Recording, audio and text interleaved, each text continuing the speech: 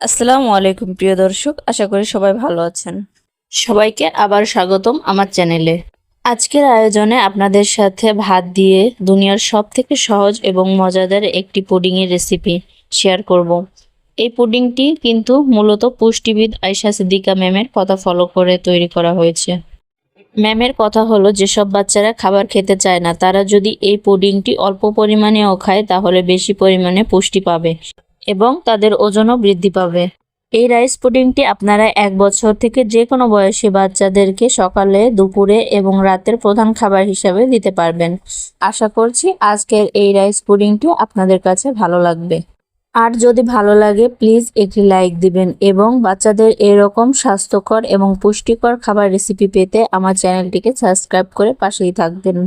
তো এখানে কথা না বাড়িয়ে চলে যাচ্ছি মূল রেসিপিতে।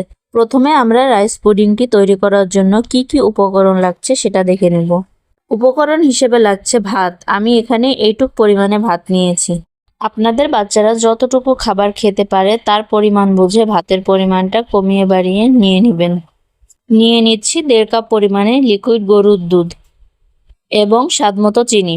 এখানে আমি সাদা চিনি ব্যবহার করেছি, আপনারা চাইলে লাল চিনি, মিশ্রি অথবা খেজুরের গুড় ব্যবহার করতে পারেন। আর লাগবে একটি ডিম এবং 1 চা চামচ পরিমাণে ঘি। আপনারা চাইলে বাটারও ব্যবহার করতে পারেন। তো চলে আসলাম চুলায় একটা প্যান দিয়ে তার ভিতরে গরুর দুধ এবং ভাত দিয়ে দিচ্ছি। এ পর্যায়ে চুলার আঁচ মিডিয়াম পর্যায়ে রেখে চামচ অথবা বেচালারের সাহায্যে ভাতগুলোকে একটু নেড়েচেড়ে ভাতগুলোকে ভেঙে নিতে হবে। খুব ভালো করে নেড়েচেড়ে ভাতের দলাটাকে ভেঙে নিচ্ছি। এখন ঘিটা দিয়ে দিচ্ছি। ঘিটা দিয়ে খুব ভালোভাবে সব উপকরণ একত্রে মিশিয়ে নিচ্ছি। খুব ভালো করে ঘি মিশিয়ে নেওয়ার পরে এ পর্যায়ে দিয়ে দিচ্ছি চিনি। তারপরে চুলার আঁচ মিডিয়ামে রেখে দুধটাকে একটু নেড়েচেড়ে ঘন করে নিব। এভাবে 8 থেকে 10 মিনিটের জন্য জাল করতে করতে দেখবেন গরুর দুধটা অনেকটা কমে গেছে এবং ভাত অনেকটা নরম হয়ে আসছে। এ পর্যায়ে আমরা একটা ডাল ঘুটনি অথবা আলু মেশারের সাহায্যে ভাতগুলোকে খুব ভালোভাবে ম্যাশ করে নিব। বিশেষ করে যেসব বাচ্চারা চিবিয়ে খেতে পারে না তাদের জন্য অবশ্যই ম্যাশ করে নেবেন।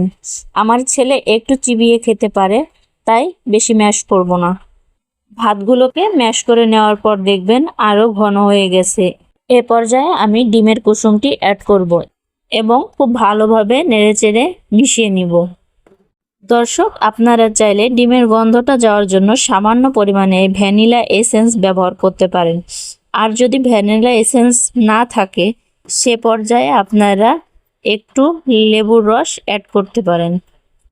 এই রাইস পুডিংটি কিন্তু তৈরি করা একদম সহজ, কারণ অল্প সময় এবং অল্প উপকরণ দিয়ে তৈরি করা যায়।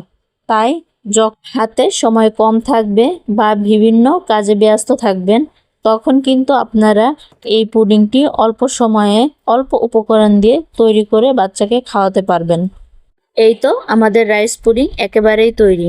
এখন আপনাদের বাচ্চারা যেভাবে পাতলা অথবা ঘন যেভাবেই খায় সেভাবে রেখে চুলা থেকে নামিয়ে নেবেন। দর্শক, দেখতে যতটা লোভনীয় হয়েছে খেতেও কিন্তু তার থেকেও মজাদার।